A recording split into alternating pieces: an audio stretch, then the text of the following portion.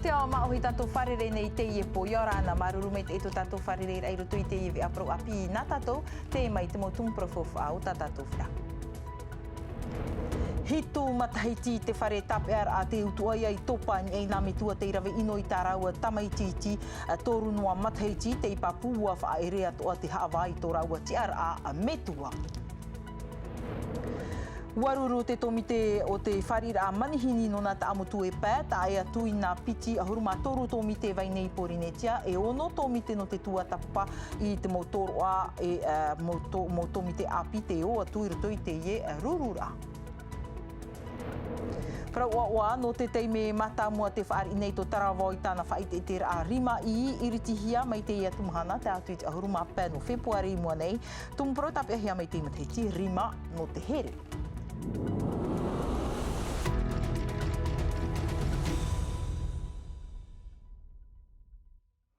Ei o muara na te ture e iriti tata tōnei ve ano te iepo i te tiripuna whaautuar ai te ipepe nei waha awahia te mometua te irawe ino i tā raua tamaititi toru noa matahiti o hipa i tupu i te matahiti piti tawatini piti ahuruma amhara i puna awia te mera te mohapapur a hauatu a Juliano Tautuni e te mohoho a Sam tēnā ore. O hipa haere iri mau te irawe hia nā metua i ei tarawa tamar i toru no matahiti. Ua tupu te i o hipa i te matahiti piti tautini piti ahuruma amhara. Tamar i te iei hapa o hiana e tōna nā metua pāri, ho ua whaaho ihi ai e hoi nā metua whanau ma te te aturi, e rawe mai te hia o ia ai taro atura, warawa ino hia te ie tamar i, taparhai hia, whahepo hia te mau tamar i o te opufet i e moto, tupa i te ie tamar i.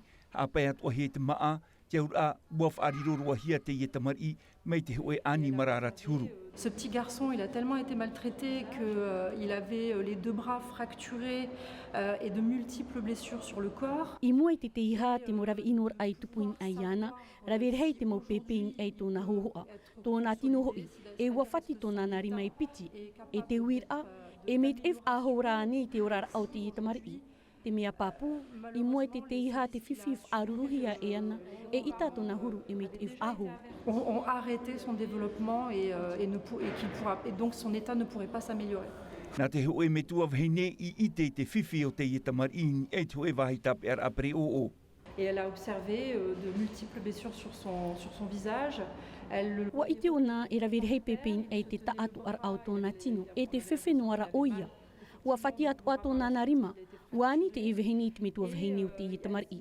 E ha te ohipai tupu, wana o mai oia e ere nāu, nā te mautamar i rawe ino iana, e te vairat uhohoa. Et la maman, pour seule réponse, je lui dis, c'est pas moi, c'est les neveux et nièces, d'ailleurs j'ai des vidéos à te montrer.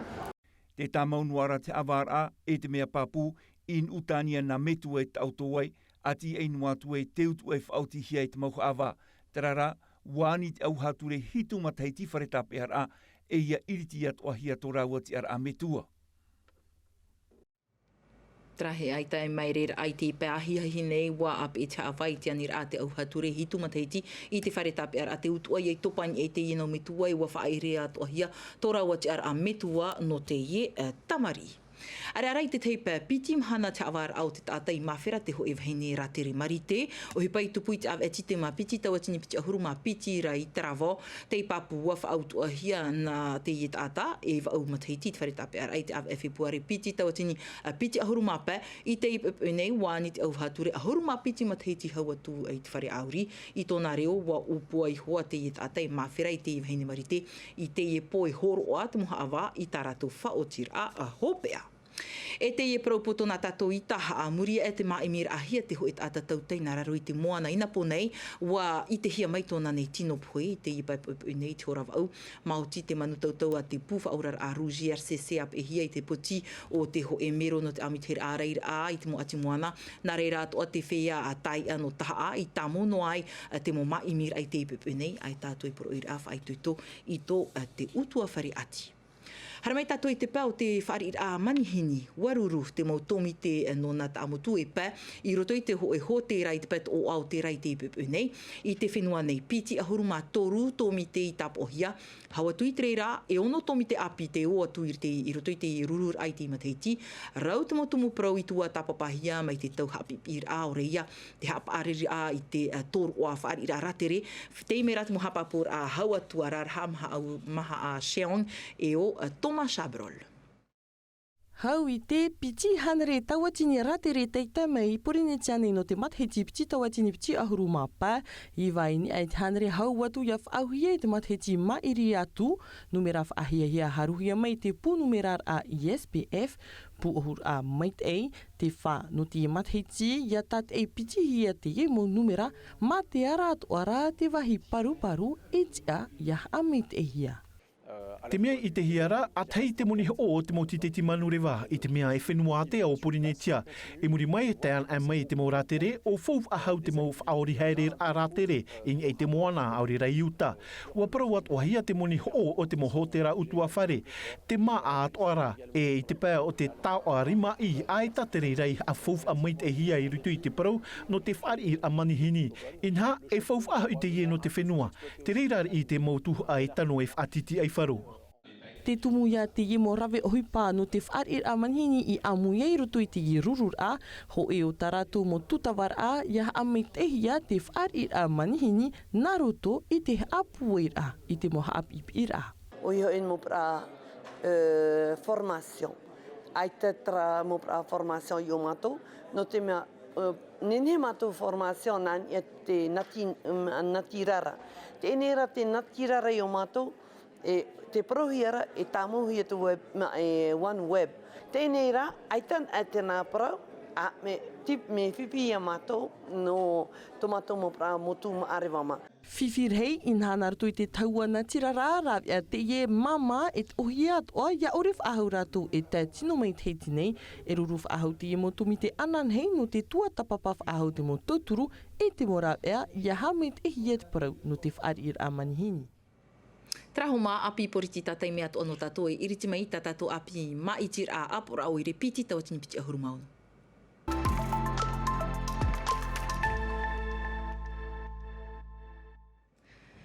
E mai te mea raha e tau hepe tō manoa I toe nei hau te hatuar a matamua o te mo maitir ai. He o mai tātou I te parau o te pupu a poihere ia paea, harat e hia nei e te puaraur I teri I tei. Mai te mātou hia I tere hiwa o ia I rutu I te mo aroa no te wharerei tuira atira e no te puharai tāna mo opuar a te namil kam tei ap e atu iana I rutu I tāna tapura te I mai rāt mo tatarar a Naya Bennett. I rutu I tāna mo tere na rutu I te mo waroa rahei te mo mero e ap e nei a te puaraur I teri I tei. Mo te a te titauhia e maiti inhai te amaut ai hoa te tāpura a poihere ia paea I te te aratai, rahei te mo tata te hin aru e whao ia rātou I rutu I tāua tāpura. Iai te mei te ihia turu ahuru māpē no pārheira, ai te voi nenhe tāpea tra e hitu ahuru ti hapata ata ti patoto mai, e wa wharere vo ia rātou, wa taua prau, e wa whawhawau e hata rātou hia ai no te oire hoara, e tāu I tāpea mai, tra hoia mo ta ata, rei tia ai, no te tauturu I tātou huir atira no paea, e no te rhoi, no te oire no pae. Whatatai te mo mahana atoa te mo rurur af atupuhi ai, no te hapapui te mo opuar a. Sinon, on est sur Facebook, à Poihere Yapae, il y a aussi le programme là-dessus. Maruru, hein?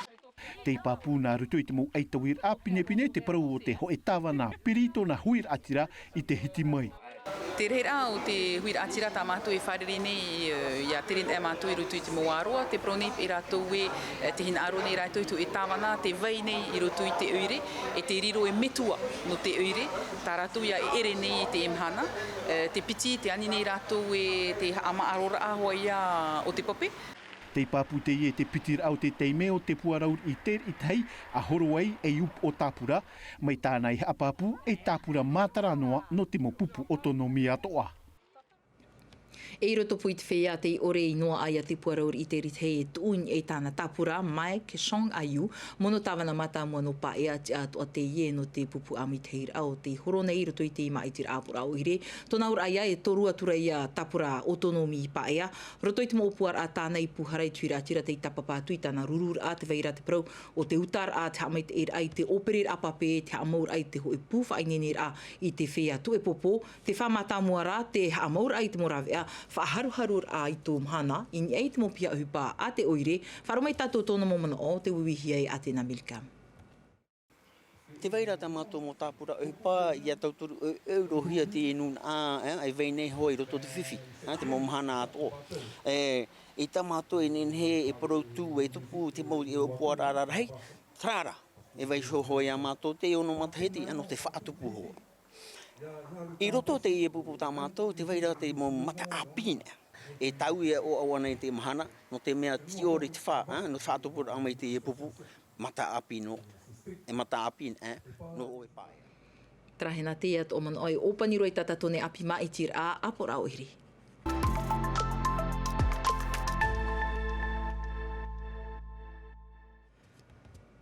Te teitumu pro atu ana tātou, tere roa tātou I te rāwoi te ienei, no te teime mata mua roa, wa iritihia te whait e te arima I te aputa, piti ahuru ma ono whea arima I te whait e te mai tā rātou mo tāu araroa, I te tumu pro rima no te here, wa te tino roa atu o ken u te mauri, whaatere hau no te rima I te oroa avarir a o te ie whare rima no te here, Davidson Bennett te mohapapura. Hei parar a te mou hei pūpū e wetea tū mou whaungauna e a te ahauat o hoi e rawerau mea arawhiat o te whiarima I o te mataina. Ki ahuru maunor hei aratou I te I e whaiti a mata mua e au o ratou e mea nan aroa ia I taua wahira a whano I tō ratou arawhi. Mea fof arua te I tere no te harer a meia e turu I te I huru whaanhaur a. Te mohiara te whiarima I o te mataina e te aihua e turu pāpui rātou ha a pūwei ai e te mo whaititir ai o nei. Hou te e whaititir ai tarawau nei ai taia tō te mataina e pouf ahu I te euripu no papete. E whaitir ai a te waiat ora a tō te mataina I te imhana. O te tino roa vau no te turupapui rātou, horo a te teimo arat e a pāpui a tia I tā rātou mō o puara, ua maere at o vau I te arawihi o te e whia huma, te e nan aone I e te pārau a we tenen hei. Te tātir a huma tei titi, te I teat o mai, matapō te tei pāpura te rimai te nan ao I tāna taua. Te wera pa I tō rātou arawihi, no atu pa I tō rātou huma, e hato pa I tātou, no te whaitera ai te rima I, e ene an no te mo tāta meita I an te rewei to aratara mo tāta e huma tō rātou, e wa I te to rātou te rawe I te hamani, te mo tawi a nenhe meita I. Whanhaur a te I e tupu mai te ahuru te atu I te ahuru māpai no fepuare I te aputa, mai te horap au te atu e te horapa I te ahiahi. Rau at o te mo whananater ai whanhohia mai te e whaitete a rima anō te here. Whahopera I tātātou vea te parau no te taurua fifo waha amata te moha apururor a hoho ano o te ania. Tāpe e mera tātou te hoho a tawiri topahia te ua maru e hoho a o te I whaati anei te parau o te ho e vhenen hora a ore. Te hafof ahia nei tōna orar a overe I ruto I te oire no pape e te ua tupu te hapururor ai te ipepe nei hau te ai tauir ai ruto pui te huiratira e te mo vhenei nen e te I hoho a tau hiti tau ni Musani o Sophie Gebel. J'ai accédé à ces endroits, mais sans trop le vouloir, j'étais forcée. Après, j'ai appris à faire des choses pas bien, mais pas derrière. Je me retrouvais dans la rue, sale, dégueulasse, par terre. Te orar a whiwhi o te ho e vhenen hor a ore te ie o marama te I oa. Tōna parau te I tāwirihia no te wha I te hepoepo I te whiwhirhei o te mo tata e tautonei I ruto I te aroa no te oire pū. Hoho a te I horuhoru a au o te whiamat e te tapapa mai te piamuri a vai te nei e muri mai te hapururur a. Wa ei taui e nā vhaine tāwiri hoho ai piti. Tēnā ora te mahine e hi or a e roa te I o te mo hupatata to e ore hin aro nei e hi o. e reo at o te ie no rātou e whahapata mohia nei. Il y a tout qui est dévoilé en 40 minutes, j'ai envie de te dire. No te e tāne te whahohoahia nei te parau o te orar a veve, mai te ipap e hiai rutu i te mo a amu a zola. Trara, I pap e te mo hupai te tupur a. Résilience, c'est la résilience même. Et tout le travail filmique et tout, toutes les prises de vue étaient vraiment bien. Après, ça m'a pas réussi, on m'a emmené chez les bonnes sœurs à la mission. E hohoa te ieno te haawheruri. Te whaia a Mathilde Zampieri raua Elia Merlot, piti mataitif a hupahi ai raua no te tāwiri te e parau, tei meroa, ia wiwi tātou i ho, in ei tātou hi ora, I mua I te parau, o te orar AVV. Premier tournage, I te teime mā tā mua I tate reir au te whia o weref ar I e tāwiri māua. Te piti e te toru o te teime rato I te iter ai māua I te ap e noar aia maramai ruto I te aroa, I reira māua I te whar I ahia. Je pense que ça aurait été impossible de... Ahani wa hau I pat ata no te tāwiri te Yehohoa, e ita te Yehohoa mai te Yethuru. On aurait eu un récit beaucoup moins intimiste. Moi, j'aime bien défendre les gens. Pour qu'on ne lui fasse pas du mal et leur dire faites attention. Te papu wariro te Yehohoa maru, e mohi ano te hawheruri no te pi te tata. Muri mai te mo tino overe, te waira tō rātou parau, tō rātou a amue tō rātou ora, te titau nei te teitaria, no te whaar o. Tra whahamonor ai ata toi hupero te fifo I te ahuruma pā no fepuare I mua nei. Nā te ato opere whahupero I te iwi ana tātou roto ma ate meiti te viare o whrani hapohia mei e vaimiti lo mai peo te tāma ara o to ia mai te tāma ara wharerea tātou anan hei pō, te arohai arhei parhei Yorana. E haapurorohia te iwi a ini a I te tahua Natirara a Tino TV.